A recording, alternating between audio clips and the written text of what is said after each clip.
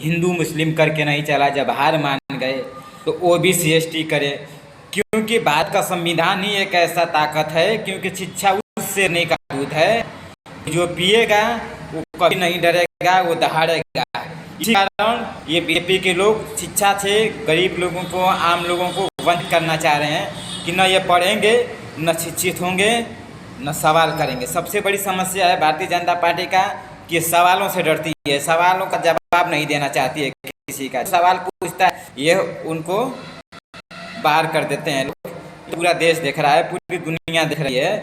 जब हार मान करके, जब सब कुछ से हार मान गए, तब क्या किया ये लोग कि अब राम मंदिर पे आकर हिंदू हिंदू हिंदू चिल्लाने लगे।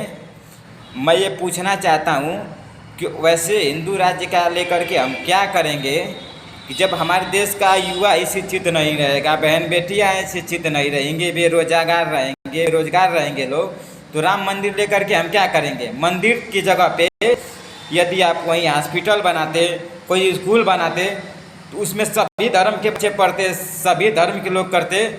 क्योंकि बाबा साहब ने, महात्मा गांधी जी ने और देश के हमारे तमाम स्वतंत्रता सेनानी ने, जो लोगों ने देश के लिए आज़ादी लड़ी, देश के लिए अपनी जान गंवाई, देश के लिए अपनी कुर्बानियाँ दी, उन लोगों ने ऐसे भारत की कल्पना तो कभी नहीं की होगी कि जो आज ये बीजेपी के आरएसएस के लोग मिल कर के कर रहे हैं। क्योंकि बाबा साहब ने जिस प्रकार से संविधान लिखा है, संविधान में जो भी चीज़ें लिखी गई हैं, सारे धर्म जाति मजहब के देखते हुए, उनके सिस्टम को, उनके कल्चर को देखते हुए, उनमें एक एक बिंदु का ध्यान रख करके लिखाया है। लेकिन इनको इन चीज़ से नफरत, इन चीज़ से जलन हो रही है, इसलिए लोग हमारे संविधान को ही ख़त्म करना चाह रहे हैं। लेकिन ये क्यों भूल जा रहे हैं कि ये भारत का संविधान, और जब भारत के शान की बात आती है तो चाहे वो पक्ष हो चाहे विपक्ष हो, देश का हर एक नागरिक संविधान को बचाने के लिए लड़ता आया है, ताकत के साथ लड़ा है और लड़ता रहेगा। इन लोगों से मिटने वाले नहीं है, क्योंकि हमारे संविधान को मिटाने की, हमारे देश को मिटाने की बहुत लोगों ने कोशिश की, बहुत से राजाओं महाराजाओं ने आए। जब उन लोगों ने कुछ नहीं उखाड़ पाया तो चंद दिनों में आए हुए आरएसएस के लोग क्या हमारे संविधान को बिगाड़ेंगे और क्या हमारे संविधान को करेंगे। संविधान। और सबसे बड़ी बात यह है कि जब इनका ओबीसी एसटी हिंदू मुस्लिम भी नहीं आया, तब ये लोग क्या किए, लोगों को जोड़ने के लिए, तोड़ने के लिए, कि बाबा साहब भीमराव अंबेडकर को, बाबा साहब को केवल और केवल दलितों का नेता बता दिए कि अंबेडकर ने हमारे लिए क्या किया, ओबीसी के लिए क्या किया। केवल इन्होंने दलितों का नेता बना दिया कि बाबा साहब ने दलितों का नेता हैं, क्योंकि बाबा साहब को ये तो मिटा सकते नहीं हैं। तो इसलिए, क्योंकि जब तक लिए बाबा साहब का नाम नहीं लेंगे तब तक इनकी कोई राजनीति नहीं पूरी होती है, जब तक लिए पाकिस्तान का नाम नहीं ले तब तक इनकी कोई राजनीति नहीं पूरी होती है। तो इसलिए इन लोगों ने क्या किया, केवल दलितों का नेता बना दिया। बाबा साहब ने, मैं पूछना चाहता हूँ कि क्या संविधान में कौन सा ऐसा कानून है, चाहे पूरी किताब में उठा करके देख लो, केवल यदि वो दलितों के लिए कोई हक की बात लिखी हो, केवल दलितों के ऊपर लिखी गई हो, तो हमको बता दें। संविधान में बाबा साहब ने सारे धर्म जात मजहब को देखते हुए एक प्रकार से एक सिस्टम के लेकर के चला और एक सिस्टम में लिखा, और उन्होंने भरसक कोशिश किया, अखंड भारत बनाने की कोशिश किया। और ये हमारा देश अखंड भारत है, अखंड भारत था और हमेशा रहेगा।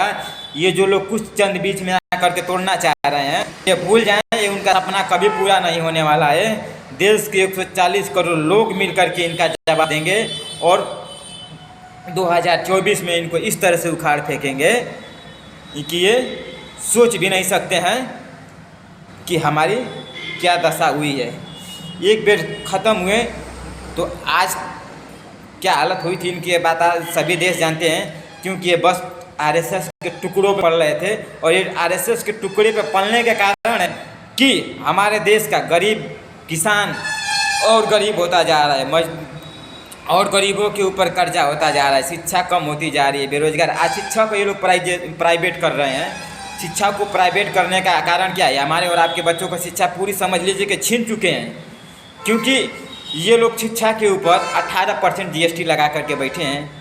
जो चीज़ें अगर जो आपको 2 रुपये में मिलनी चाहिए, यदि वो 18% जीएसटी लगेगा तो सोचिए को कितने रुपये महंगी होगी। तो इस प्रकार से हमारे और आपके बच्चों के शिक्षा से दूर कर रहे हैं और शिक्षा छीन रहे हैं। और साथ ही साथ सबसे बड़ा दुर्भाग्य ये है हमारे लिए और हमारे देश के लिए भी कि अंग्रेज़ों ने भी हमारे देश पे बहुत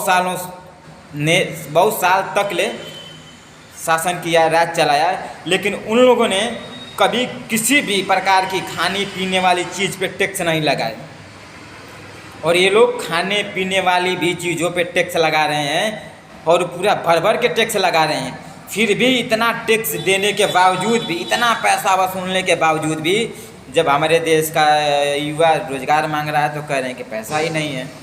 बहन बेटियां अपना अधिकार मांग रही हैं तो कह रहे हैं कि कुछ है ये नहीं है। तो आखिर हमारे और हमारे देश के 140 करोड़ लोगों से जो ये टैक्स का पैसा वसूला जा रहा है, उस टैक्स का पैसा जा कहाँ रहा है? मोदी का एक भाषण होगा, आप लोगों ने सुना होगा कि देश के हर एक पैसे का हिसाब पूरा देश मांगता है। तो आज मैं पूछ रहा हूँ मोदी जी तुमसे कि आज भी हमारे देश का हर एक युवा, हर एक शिक्षित वर्ग के लोग, वो गरीब, किसान, मजदूर, सभी लोग ये आपसे पूछते हैं कि हमारे और उन लोगों के टैक्स का पैसा कहाँ गया है। एक एक पैसे का हिसाब मांगता है पूरा देश और देना पड़ेगा, चाहे आप राय से दो या चाहे जैसे दो, लेकिन गरीबों के, मजदूरों के, किसानों के जो टैक्स का पैसा, उनके हर एक टैक्स के पैसे का, एक एक पैसे का आपको हिसाब देना पड़ेगा। और देंगे आप, नहीं तो 2024 में आपकी क्या हालत होगी ये आप खुद देख लेना। और ये लोग कह रहे हैं कि हमने 5 किलो राशन दे दिया फ्री। ये बताइए मोदी जी और बीजेपी के सारे लोग, चाहे योगी हों, चाहे मोदी हों, चाहे कोई भी, जितने भी बड़े नेता हैं, चाहे छोटे नेता हैं, मैं बीजेपी के सारे नेताओं से पूछना चाहता हूँ कि आप लोग क्या दिखाना चाहते हैं हमारे भारत देश को? क्या हमारे देश की जनता इतनी गरीब हो चुकी है, इतनी गरीब हो चुकी है कि वो सरकार के 5 किलो राशन पे टिकी हुई है? ये हमारे देश का सबसे बड़ा अपमान है। मोदी तुम बाहर जो चिल्ला करके कहते हो कि अब हमने लोगों को 5 किलो राशन दिया, 5 किलो राशन दिया, आओ मैं तुमको 10 किलो राशन देता हूँ। पूरे बीजेपी के नेताओं को मैं कहता हूँ कि आए सब, हम 10 किलो राशन देता हूँ, यदि वो 1 महीने खा करके दिखा देंगे तो हम जानेंगे। और दूसरी बात ये कि ये क्या दर्शाना चाहते हैं पूरे देश में कि आज भी हमारे देश की जनता गरीब है, ये हमारे 5 किलो राशन के टुकड़ों पे पड़ने वाली देश की जनता है। क्या दिखाना चाहते हैं? देश का क्या हालत बना करके रखा है आपने? ये हमारा और हमारे देश का अपमान नहीं है, वो हमारे देश के उन 140 करोड़ लोगों का अपमान है, उन गरीबों का अपमान है, उन किसानों का अपमान है कि जिनकी वजह से आपकी झोरियाँ भर रही हैं, आप भर भर के अपने दोस्तों को लुटा रहे हैं, क्योंकि सारा पैसा हमारा, उन किसान, मजदूर, भाई बहनों, उन सभी का पैसा है जो टैक्स का पैसा वसूल करके आप हमसे और अपने दोस्तों को बांटने पे लगे हैं। तो इस सभी पैसे का हिसाब आपको देना पड़ेगा, तो देना पड़ेगा। और जिस प्रकार से ये लोग अत्याचार कर रहे हैं, बीजेपी के लोग महंगाई बढ़ा दिए, बेरोजगारी ला दिए, सब कुछ ला दिए, उसके बावजूद भी इनका पेट नहीं भरा। तो जो बहन बेटियां देश के लिए मेडल ला रही हैं, ये सबसे बड़ी सोचने की बात है कि एक हमारे देश को अलग लेवल पे उनको लेकर जा रही है, मुकाम दे रही है, एक नया नाम दे रही है, एक नई पहचान दे रही हैं। जब उनके न्याय की बात आई तो उनका क्या असर हुआ ये पूरा देश देख रहा था, सभी ने देखा, लेकिन उस पर भी देश का राजा मौन था। देश की बेटियां नंगी घुमाई गई, उस पर भी हमारे देश का राजा मौन था। कब तक ले मौन रहोगे? इसका जवाब देना पड़ेगा। जब देश हित की बात आती है, लोगों की रोजगार की बात आती है, शिक्षा की बात आती है, तो आप मौन हो जाते हो। जब देश दंगे कराने होते हैं, देश लूटना होता है, देश बर्बाद करना होता है, तो बीजेपी का हर एक चमचा नेता, आरएसएस का गुलाम चोकर के ऐसे बोलते हैं जैसे लगता है कि गली में कोई कुत्ता बोल रहा है, उस तरह से एकदम चोकर के बोलते हैं कि होना चाहिए। और ये जो देश के लिए जो हमारे मूल चीज़ें हैं, जो हमारे देश के विकास के लिए जो मूल अधिकार हैं, वो मिलना चाहिए। उसके लिए क्यों सभी वो लोग बत्ती बंद हो जाती है, सभी लोग चुप हो जाते हैं? इस पे भी बोलना पड़ेगा। और देखिए सबसे बड़ी बात यह है कि इन लोगों को नफ़रत किससे है? नफरत सबसे बड़ी बीजेपी वालों को उन लोगों से है कि जो लोगों को सुविधाएं दे रहे हैं, जो गरीबों को सुविधा दे रहे हैं, गरीबों को शिक्षा दे रहे हैं, अच्छे रोजगार दे रहे हैं। अभी माननीय अरविंद केजरीवाल जी के ऊपर भी नोटिस पे नोटिस जारी कर रहे हैं। क्यों कर रहे हैं? उनका क्या कसूर है? मनीष सिसोदिया जी को इन लोगों ने गिरफ्तार किया, सत्येंद्र जैन को गिरफ्तार किया, संजय सिंह जी को गिरफ्तार किया। ये सारे नेता जिन जिन लोगों को इन लोगों ने गिरफ्तार किया है, ये सारे लोग गरीबों की बात करते थे, शिक्षा की बात करते थे, किसानों की बात करते थे, मजदूरों की बात करते थे। और इन लोगों को ये देखा नहीं गया कि अरे ये तो रहे बाहर तो हमारी राजनीति खतरे में पड़ सकती है, इसलिए इनको चुनाव के पहले ही सबको भीतर डालो। ये शराब घोटाले का तथाकथित मामला कितने दिनों से चल रहा था, लेकिन इनकी तेजी 2024 का जब चुनाव आया तो सभी को बंद करो, सभी को बंद करो। क्यों? पहले क्यों नहीं थी? इसमें कई बार ईडी सीबीआई ने संजय सिंह जी से माफ़ी भी मांगी है, उसके बावजूद भी फिर उसी केस में दोबारा लेकर के गए। किस बेसिस पे? किस पे? उसको पब्लिकली करो, कोर्ट में लाओ कि हाँ इस बेसिस पे कर रहे हैं। जब प्रूफ मांगा जा रहा है तो खो जा रहे हो और गिरफ्तार करो, गिरफ्तार करो, गिरफ्तार करो। सबसे बड़ी बात यह है कि जब भी किसी नेता की गिरफ्तारी होने वाली होती है तो बीजेपी का हर एक प्रवक्ता, हर एक आरएसएस का दलाल, हर एक प्रवक्ता ये कहने लगता है कि इतने दिन में गिरफ्तार हो जाएंगे, गिरफ्तार हो जाएंगे, हो जाएंगे, हो जाएंगे, और हो जाते हैं। क्यों होते हैं? क्योंकि इनका कोई कसूर नहीं है। जो भी फाइलें बनती हैं, जो भी चीज़ें होता है, ये सब बीजेपी के कार्यालय से होता है और लिखित पूरा होता है कि इनको इस समय ऐसे करके किसी न किसी हालत में पहले गिरफ्तार करो, उसके बाद तो जब गिरफ्तार हो जाएंगे तो इनको हम लोग मैनेज कर लेंगे, जवाब देना है तो दे लेंगे। इस तरह से लोकतंत्र नहीं चलता, इस तरह से हमारा देश नहीं चलता है। आज तक ले हमारे देश में बहुत सारे पार्टियों ने शासन किया, लेकिन इस तरह से अत्याचार और हमारे देश के लोगों का अपमान आज तक ले किसी पार्टी का नेता न किया है, न हुआ था। ये हमारे लिए और हमारे देश के लिए सबसे बड़ा खतरा है। तो कोई है तो है भारतीय जनता पार्टी। भारतीय जनता पार्टी के लोग जो इनके साथ जुड़ जा रहा है, वो कई सौ करोड़ों का घोटाला किया हो, वो एकदम पाक साफ है। और जो 1 रुपये का भी घोटाला नहीं किया है, बड़ा नेता है जो लोगों की बात करता है, उनको शामिल करने के लिए लोग कितने प्रेशर डाल रहे हैं, दबाव डाल रहे हैं। जब वो लोग नहीं हो रहे हैं तो लास्ट ऑप्शन बचा कि CD, EB, C सबको करके ये लोग कर दे रहे हैं। अब देखिए, अब इनका ABCD वाला मैं जो बात बोला हूँ अभी, इनका फार्मूला क्या हो गया? पहले ये लोग ED को भेजेंगे, फिर CBI को भेजेंगे, उससे भी हार मान जाएंगे तो किसी न किसी तरह से एकदम फर्जी से फर्जी केस में किसी तरह से 4 लोगों को, 2-4 लोगों को, किसी भी 12 लोगों को पकड़ेंगे, लाएंगे और बरियाई से कि तुम फलाना का नाम ले लो, और झूठे झूठे केस बना करके डाल देते हैं लोग।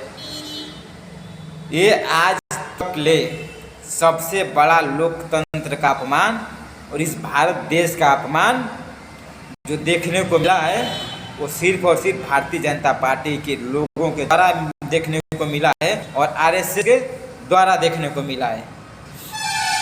क्योंकि ये लोग ये नहीं चाहते हैं कि हमारा देश कभी थे। जो अब सोचिए यदि ये लोग राम मंदिर, राम हिंदू राज्य कर रहे हैं, वो बीजेपी के लोगों से ये क्यों नहीं निकलता है कि नहीं शिक्षा होनी चाहिए, रोजगार मिलना चाहिए, लोगों को आगे बढ़ाना चाहिए? नहीं, ये लोग इस पे बात नहीं करेंगे। इसलिए नहीं करेंगे क्योंकि ये जानते हैं कि यदि हमारे देश का युवा पढ़ लिया, लिख लिया, शिक्षित हो गया, सवाल करेगा, तो फिर हम लोगों की राजनीति चलेगी नहीं। हम पूरे देश के लोगों से पूछना चाहता हूँ मैं कि आप जहाँ जहाँ भी मंदिर है, आप वहाँ जा कर के देख लो। यदि कोई हॉस्पिटल हो तो बता दें, कोई शिक्षित लोग हो तो बता दें। वहाँ मिलेंगे तो सिर्फ और सिर्फ 100% मंदिर से बनने के कारण क्या मिलेंगे? भिखारी मिलेंगे। जा करके देखो, सारे मंदिर के किनारे भिखारी पड़े हुए हैं। और संविधान ने की एक ऐसी ताकत है और शिक्षा एक ऐसी ताकत है कि ऐसे शेरनी का दूध है कि जो पिएगा वो हमेशा दहाड़ता है और दहाड़ता रहेगा, और कभी नहीं डरेगा इन आरएसएस के दलालों से और इन बीजेपी के लोगों से। क्योंकि हम उस भारत देश के नागरिक हैं जिस देश को आज़ादी दिलाने के लिए वैसे लोगों ने अपने जान का